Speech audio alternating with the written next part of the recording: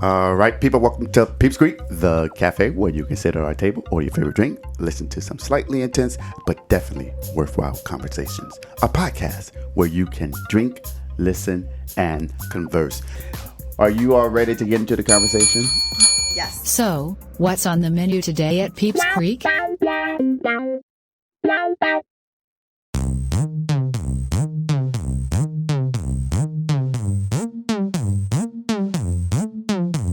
Hot stuff coming up. All right. So on today's menu is what the blank. That is today's menu. For those of you who don't know, the menu is the topic. All right. So what the blank. So basically what this conversation is for us to just have an open dialogue about some of the things that's going on in regards to the movement that stemmed from the murder of George Floyd. And I'm going to use the term murder on this particular podcast, A, because it's my podcast, B, because I think it is a murder based upon the video evidence that I saw, and C, it's important to call a thing like Yellow that Zen says, and so a murder is a murder. All right, so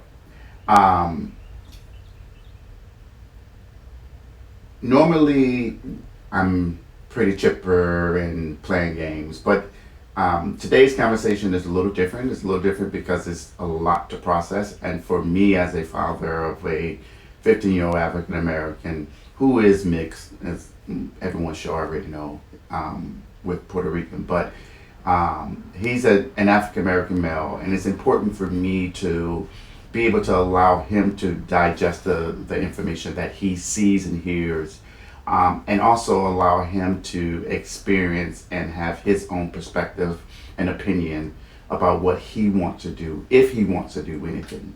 And so I'm going to just open the floor to Davion first, for him to just express what he wants to express about what's going on. All right, Davion, go ahead. What do you want me to talk about first? How do you feel? How do you feel with everything that's going on? What are your thoughts? I like it, the way that everybody's coming together for one movement to create a change that everybody wants. That's been going on for the last 400 years. And seeing multiple races come together as one, surprisingly. Mm-hmm. Why do you say surprisingly? Because normally it's a race war. What do you mean by that? It's normally sometimes it could be races against African Americans and then other races against Hispanics, like the immigration stuff and all that. And yeah.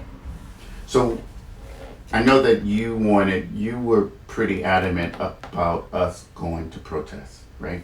Yeah. And why did you feel that going to the protest and actually participating in the protest was something that was important for you, or maybe even important for us to do? Because it was the right thing. And our job. Okay. And what do you mean by our job? As Black people, our job to go support what's supposedly supposed to be a change for us. Okay. Now, do you feel like because people that there are folks who subscribe, well, you all are out there chanting and screaming, but at the end of the day, what change is that going to make? What would you say to if one of your friends said that to you? What would be your response? Said what? Like, what's the point? Like, you're just going out there screaming. Nothing is going to happen. No one is going to make any changes to the law. So, what's the point? I guess standing their ground to at least try and get a change and do the right thing so that the system can be changed from their corrupt ways. And yeah, pretty much. And so, so for me, I've always been pretty adamant about Davion knowing, recognize his blackness, because at some point, I think I was fearful that he was not recognizing his blackness based upon, because we live in a suburb. It's not a lot of black people where we live. And surely the school systems are not teaching black history, African American history, in the manner in which I think they should. Right. And so I always took it upon myself to ensure that he understood historically where we come from. And so a lot of people subscribe to the position that, that was so many years ago. Like, that has nothing to do with me. Like, when you were in school, for instance, Christian, what did you learn about black history? Very little. Like, what? Okay. I mean, yeah, they talked about like MLK and all that, but it wasn't. They didn't drive it. Yeah, they didn't go deep into it and stuff. It was just slight things. You went But you to don't really. school here in the United Yeah. States? Yeah. So All through elementary, middle, and high school, they don't really talk about it at all, basically. And what about you, Denise? I grew up in Puerto Rico, and it just like he said, Martin Luther King, the slaves and stuff like that, but they don't go deep into, everything. Like you've actually spoke to us about it. Like they don't do that. So yeah, so I'm not saying that in my school we learned everything, but I did grow up in Detroit, which is predominantly African American. I also went to a magnet high school where you basically had to take a test to get in, and you majored in things. And so I had, for instance, my foreign language was Swahili. And so I had avenues in which I can learn a lot. And quite frankly, I used to read a lot about it. Go to the library, pick up things, go look at videos, like Eyes on the Prize, that show that historical aspect. Listen to my grandma mention about how when she was little, that they were being outside and then the Klan would come on horses down the street, and that she would have to run, and her family would have to run. So to hear that, to know that my grandma had to experience something like that, that's a person that's one generation removed from me, or two removed from me.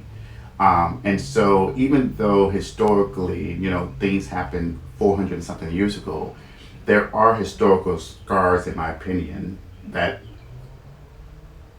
goes from generation to generation. It's like, you have diabetes, for instance. You may not have it, but it can skip you and go to your son, or it can skip you or go to your daughter, and things like that. There are genetics or genes that goes with that. And I think because we never healed as a race, and we're not monolithic, African Americans are not monolithic. We all don't think alike. We all don't believe the same things. We all don't subscribe to the same political views. But as a race in this country, there has never been any attempt to heal that, to rectify it, correct it. Has always been brushed over. And I just think is indicative of the fact that people see us as either troublemakers sometimes, or they see us as agitators, which is something that I think is problematic. And so, like for instance, yesterday when we were walking, we did an hour walk, day from your house to here. We were listening to a podcast on Sandra Bland. But it was hearing the interaction between her and the officer. It was very hard to. It was disturbing. Yeah, it was very hard to sit there and listen to it. And so go ahead.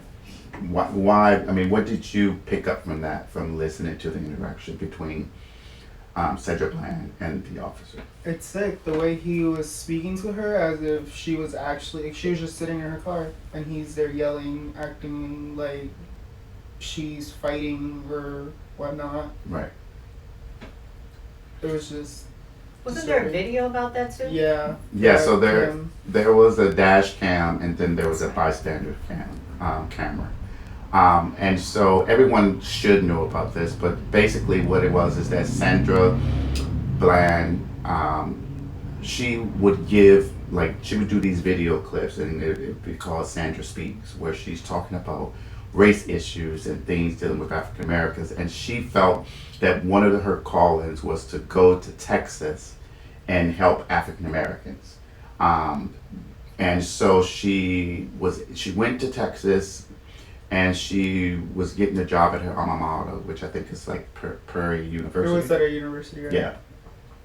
And she wasn't even there for like a full weekend. Exactly. And she was pulled over by the officer allegedly for failing to signal when she pulled over. But when you listen to the audio tape, the interaction between her and the officer, you hear her explain to him that I didn't put the signal on because you were speeding up behind me as if you trying to run me off the road. And so I was trying to get over to let you out of the way. But you quickly hear that interaction between that officer and Sandra Bland escalate to a point that it should have never escalated to, because not once during the audio did you hear him say, like, he had reasonable suspicion that she was engaged in any kind of illegal activity. You didn't hear that. What you heard him say was, I don't know, like agitating her, like basically saying, like, what's wrong with you? It seemed like you upset today. And she's basically like, yes, I am upset because I'm getting pulled over for no particular reason. And, you know, when she explained that she was upset, he escalated more. And so then that caused him to basically forcefully remove her from the vehicle. He slams her head to the ground. He slaps her at one point. He slaps her when he opens the door. You hear that on the audio tape. And then he puts her on the ground, and then he puts his knee in her back. And it sounds like there was another female officer there who Sandra was trying to explain, like, I can't hear. Like, he pushed my head into the cement. But ultimately she goes to jail, and over the weekend she ends up dead and in a jail cell, and the sheriff's office is basically saying that she hung herself. But most African Americans and her family and a lot of individuals who saw her didn't believe that. They believed that she was killed. And coincidentally, she was in the cell, the only cell that didn't have a camera. And so she allegedly made over 21 phone calls to family and friends over the weekend, but they don't have records of it. But yet they know that it was 21 phone calls. So everything just sounds fishy. There was evidence to come out that, in fact, the officers lied, that said that they wouldn't check her and all that, and they actually didn't. But at the end of the day, her family filed their own arbitration action, and they settled for 1.9 million. Oh, okay. But that money isn't going to bring Sandra back, right? And so then you think about George Floyd. Like, did any of you all watch the video of the interaction? I started watching it, but I just couldn't finish. Yeah. What about you? I did the same thing. You what? I started watching it, but it was a lot. And you, Davion? Yeah. Did you watch the entire video? Yeah. And what was your reaction to that video? He did nothing wrong the whole time. That he was in custody. Yeah. Right. So, and I don't even know, I can't even pretend like I know the reason that allegedly he I think it was because he went to the store with a fake $20 bill, and the owner of the store apparently knew him, but wasn't at the store at that time, and it was one of his employees. So their policy is that anything over $20 that is fake, they have to call the police. So the guy, I guess, he realized that it was a fake bill and called the police, and that's why the police was there. But Okay. the owner says, had he been there, because he knew George he wouldn't have called the police. He would have tried to, work it out. Work it out with him. Okay. But I think what the video does show, and I think Niecy Nash, who's an actress, she did a story, I think at People, and she hit the hammer on the head, or hit the nail on the head with the hammer, whatever that saying is. That we spent so much time trying to teach particularly young African Americans, to comply with police orders. Because the presumption is that because an officer gives you an order, that it is a lawful order, right? Right. That presumption should not be present, because I think there is time after time, fact after fact, and example after example of officers using their badge to give orders as if they're lawful when in fact they're not. Okay? But putting that aside, this video shows that complying with an officer will still get you 6 feet under, right? And it is infuriating, because what I don't understand is, why would you need to place your knee on a person's neck who's complying with your order? Because I didn't see any video footage of him struggling with them or fighting back with the officer. And I think even some days later, there's an additional video that came out that showed them like When he beating was in him the seat. in the seat. Yeah. And they were physically like striking him in the seat. Now, we don't have audio of that. We don't know what's going on, but anyone would tell you that if you are in the officer's custody and you are handcuffed, it's only so much you can do back there, right? So even if he was kicking and screaming, why would that cause you to open the door and then start striking him? And so it's unfathomable that individuals are even coming today to the defense of the officers, right? And then on social media, there's a lot about, there's bad officers or bad apples. It's hard to support police departments when the police departments are not enforcing their own rules and regulations about how you engage and interact with individuals who are in custody. But anyhow, I took my phone out real quick because I want to actually read this to you guys, and I want to actually look it up real quick. I personally could not look at the video because I'm asthmatic, and the fact that he kept saying, I can't breathe, and that officer didn't pull that knee up from him. As an asthmatic person, like when I have asthma attacks, it's so hard to try to grasp for air. So I can only imagine what he was going through. And especially now knowing after the autopsy that he had COVID. right. So obviously he still had those signs, it's just horrible. But this is what I want to read to you guys. These were his last words. It's my face, man. I didn't do nothing serious, man. Please, please, please, I can't breathe. Please, man, I can't breathe. I can't breathe.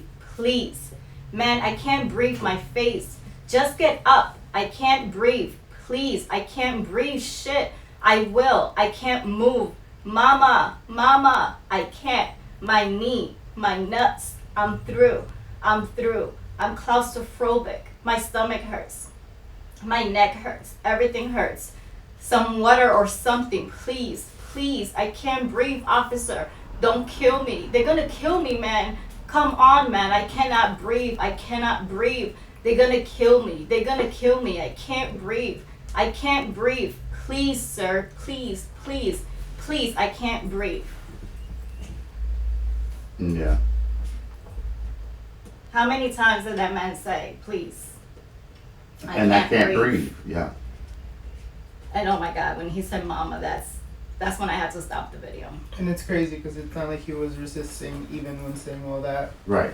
I mean, it's He the was same just- thing with the Eric Gardner situation. And he was moving because you can see him moving, but it's the instinct of I can't breathe and my hands are tied, behind my back. I just want to be able to at least, Right. I mean, it's a natural reaction to Right. try to get from underneath being pressure to the point that you can't breathe. It's like under the water, right? Ugh. If you go swimming and you go on the water and you're not a great swimmer, they always tell you don't panic, but the natural reaction Is is to to panic. panic because it's like I'm fighting for my life. I'm fighting to get breath, something that is free and easy for me to do if you are not constraining me. And so yeah, that's kind of crazy. And then so the three of us, we went to protest 3 days, Like 3 or 4. right? What do you all think about the protest that we actually participated in DC? Well, there were some not so peaceful ones, not from the people protesting, but like from the police and everything. But the ones we went to were pretty peaceful. Okay, so Very nice. why does it matter if it's peaceful or not, though? I mean, and what do you consider to be a protest that's not peaceful?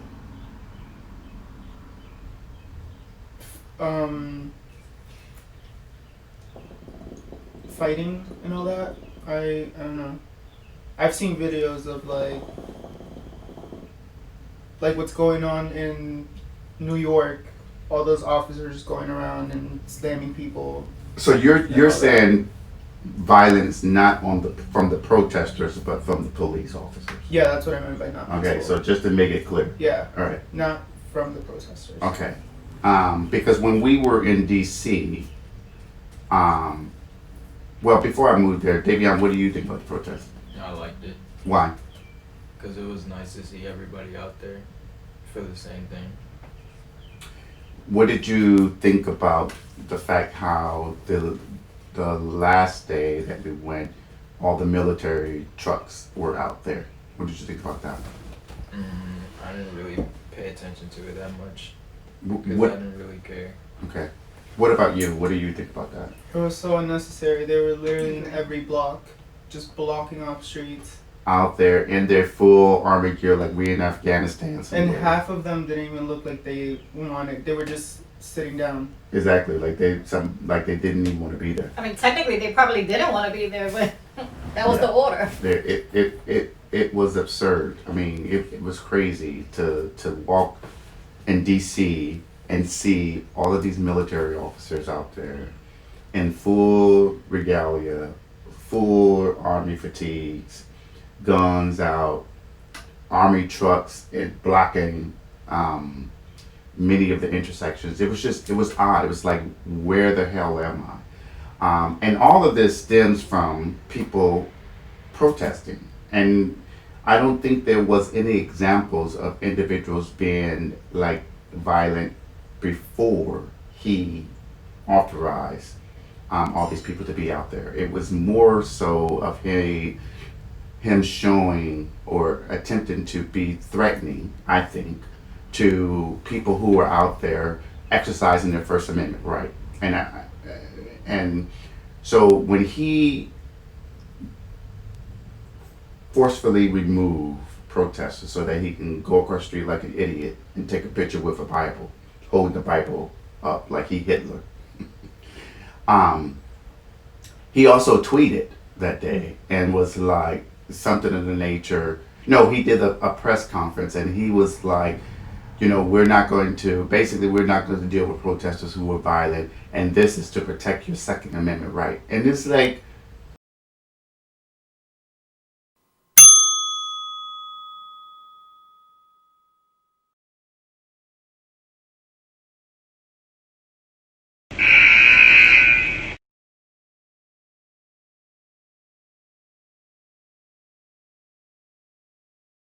so the First Amendment right gives you the right to free speech and the right to peacefully assemble. That's what people were doing that day, right? You go out there, you don't like what your government is doing, you go out there and you say it, right?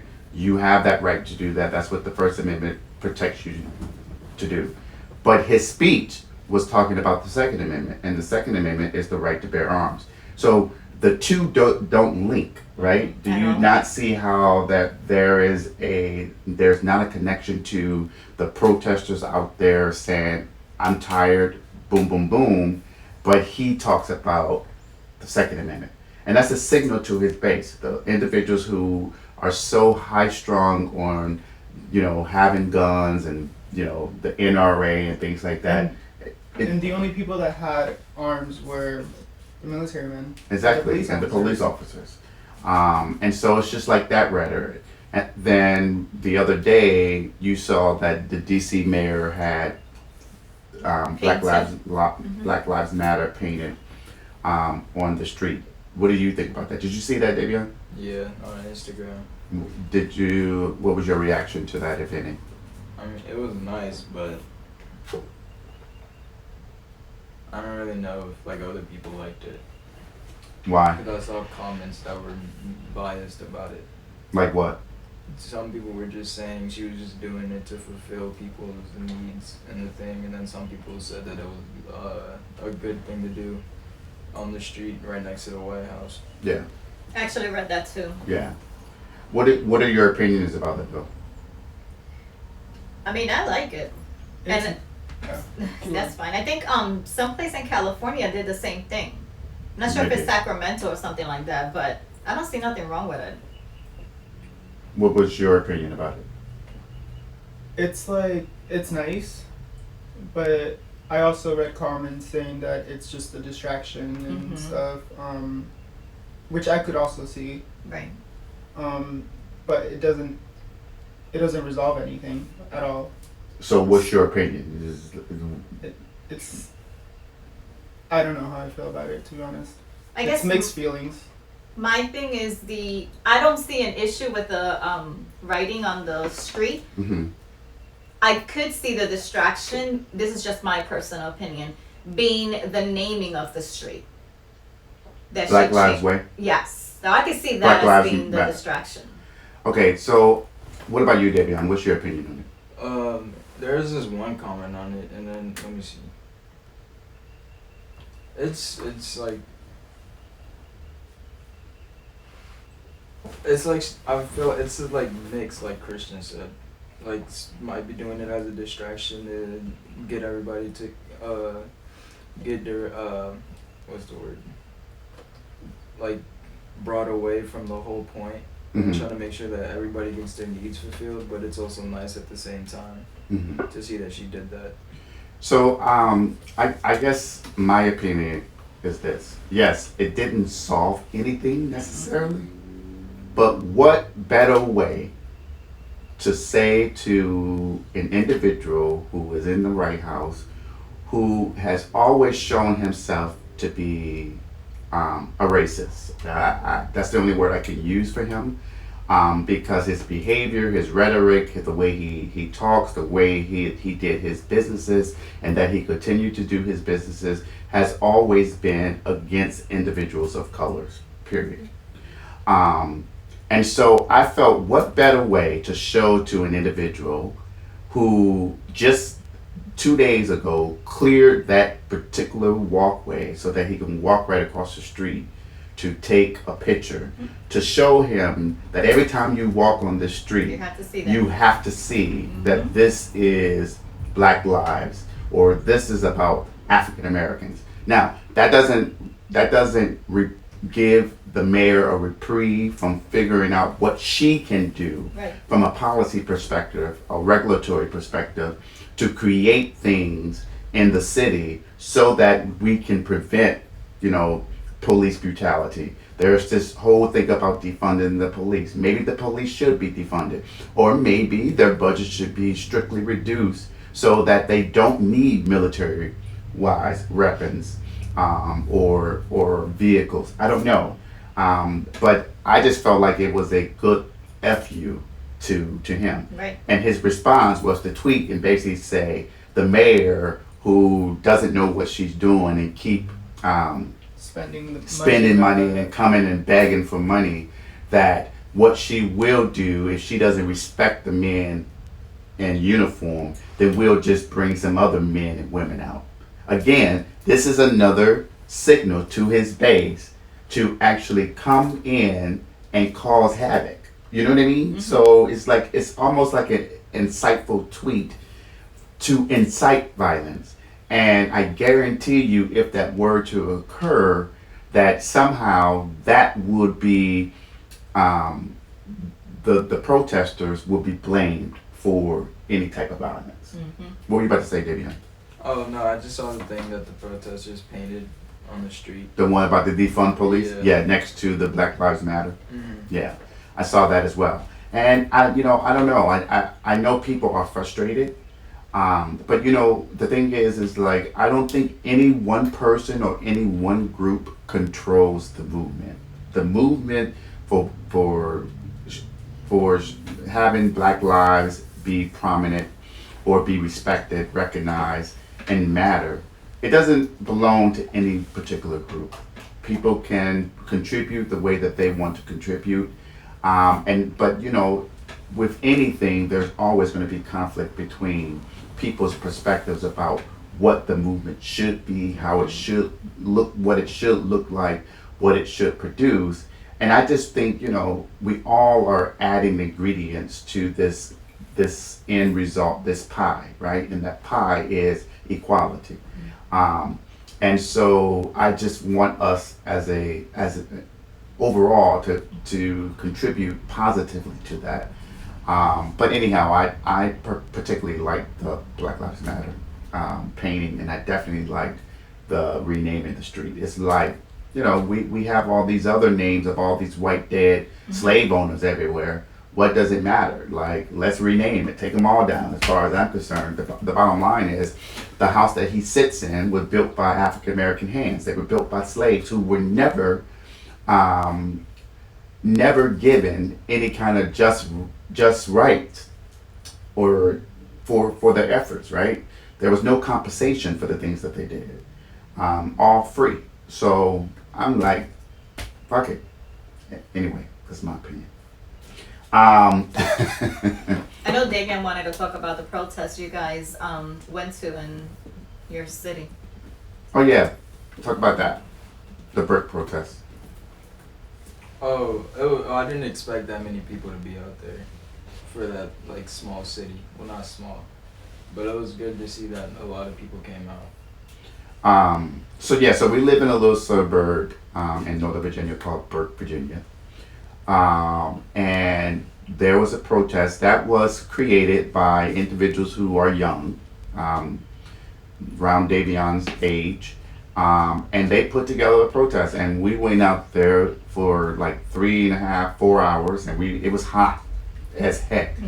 But we went out there, we protested with them, we marched with them, and it was a lot of people. And the donations, there were a lot of people donated a lot of people donated, and people were riding past, blowing their horns, screaming, stopping, donating things. And we didn't have any major issues. There was just one counter protester, this Caucasian woman who was screaming "All Lives Matter" at the people who were protesting and basically saying Black Lives Matter.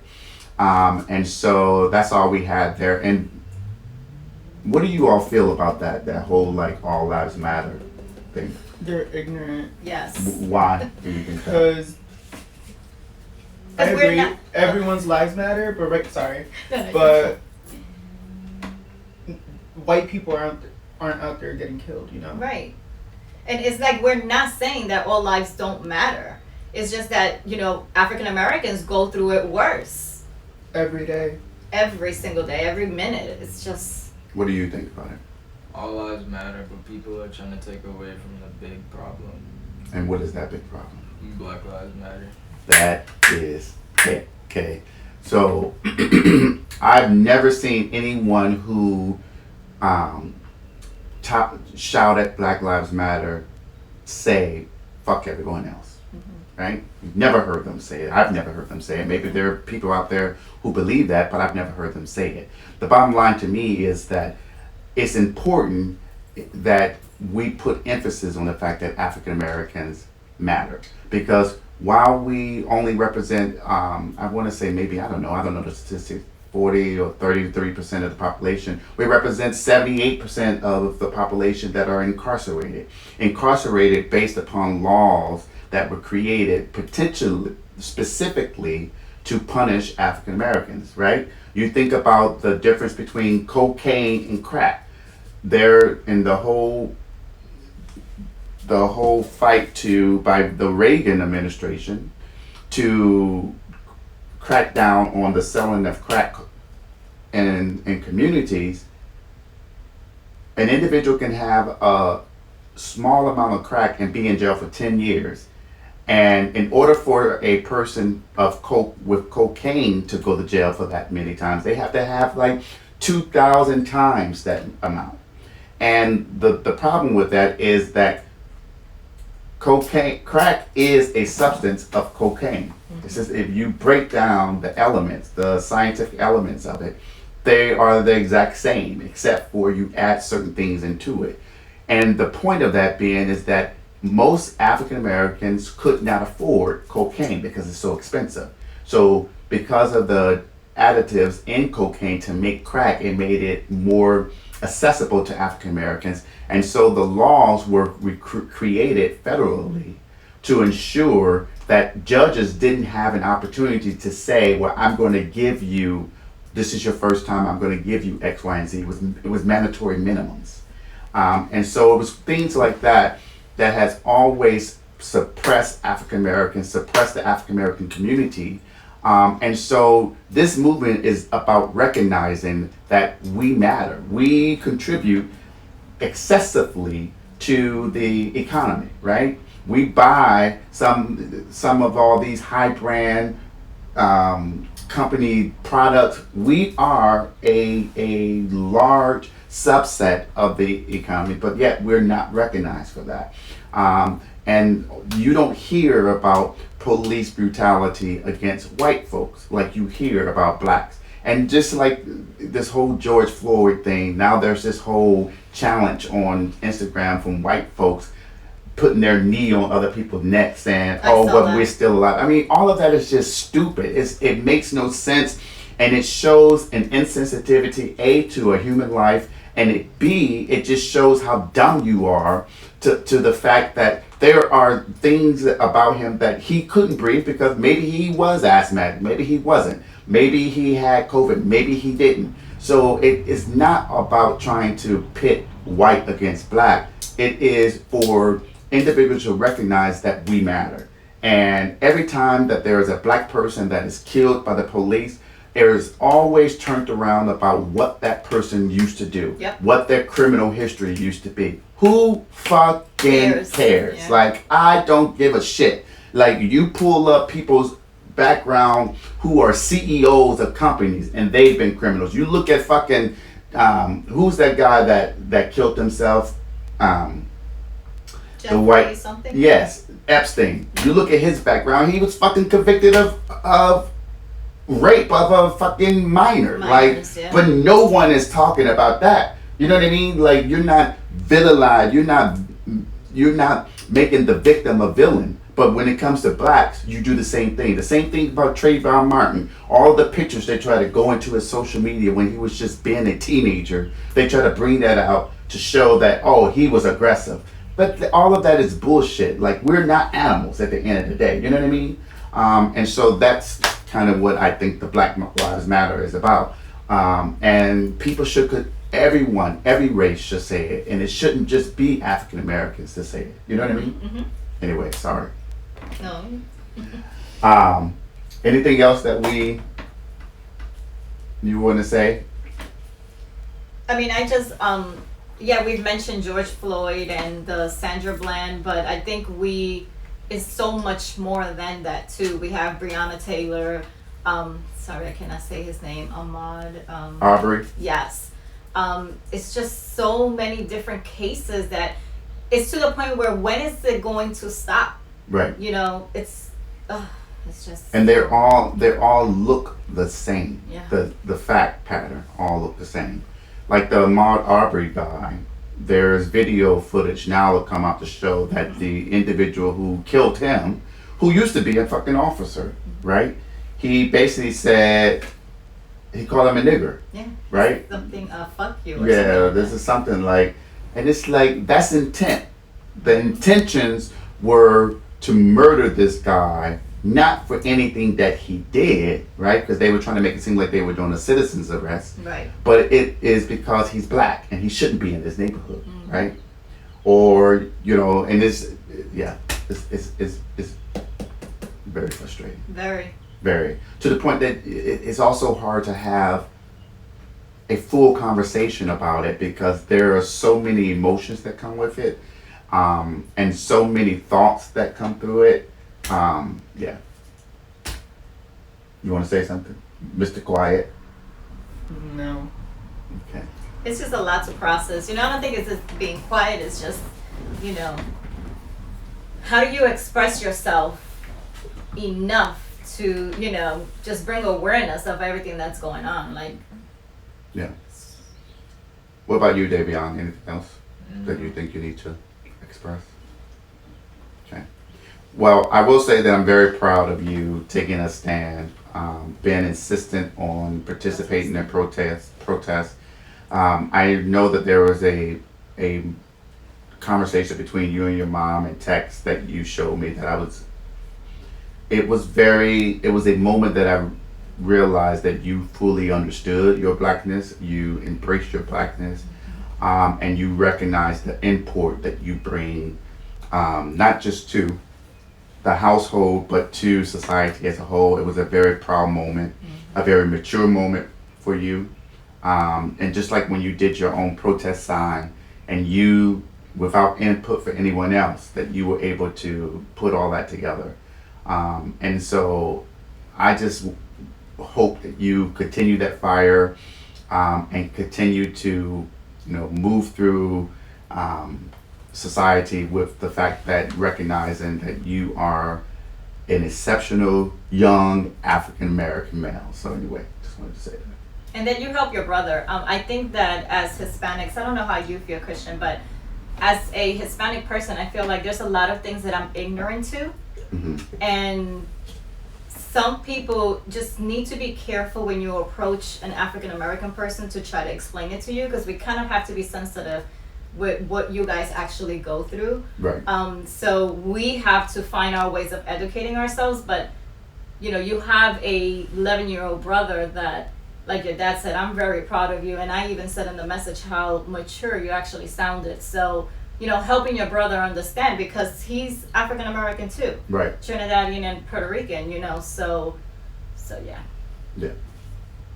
And the last thing that I want to say is, complicity is the same as pulling the trigger. If you are complicit and perpetuating the stereotypes and racism and inappropriate behavior, it is no different than you being the one who is actually doing the crime. So I feel like you need to start calling people out for their bullshit. Jokes are no longer just jokes, because like last night, we were out at the beach last night, and there was these drunk white girls, and they were fine. We had conversations with them, but the girl said to me is that her fiance was a wigger. Okay, a wigger is a combination of a white person and nigger. Okay, and I looked at her. I was slightly inebriated, but that resonated with me immediately, and I told her, you should never fucking say that word again. Like, do you not understand the context of what, not just what we're in, but how offensive that word is? It should never be used. And her response is because her daughter is half black, that gives her justification for using it. And I told her, no, that you can't be saying that type of shit at all. And she apologized, and we kept it moving. But that's an example of not letting things just slide anymore, because jokes are no longer jokes. People are dying. People may think it's funny, but shit ain't funny to me. So It's not at all. All right, so I appreciate you all taking the time to have this conversation. I didn't think this was going to be as structured. It was just us trying to have a raw conversation to process things, because we've been communicating through text a lot. And I also want to say to Christian that I'm proud of you for stepping out into the protest and trying to learn more about African American history, including your friends who are not Black, but they even asked for information to learn more about, you know, the struggles that African American communities have had. And they've been out there like rigorously protesting. And so anyhow, I will be appreciate out there them. too, but I'm scared of COVID. Yeah. Because I'm asthmatic. But I've been with you guys the entire time. All right. So that's the conversation for today. You know, continue to find out information, continue to support organizations. I actually finally joined the organization so that I can use my legal skills and support of individuals who are harmed through this process. So do what you can in the moment that you can, in the manner that you can. And the more people do it, the better we will move the needle to get what African Americans need. All right, so continue to listen, rate, and subscribe on Apple Podcasts. For those of you who are viewing on YouTube, like, comment, and subscribe. And yeah, so the music that you heard for the podcast is created by my brother, Drico out of Detroit, where I go by Crazy Dream. But yeah, and so that's the episode. Peace and love.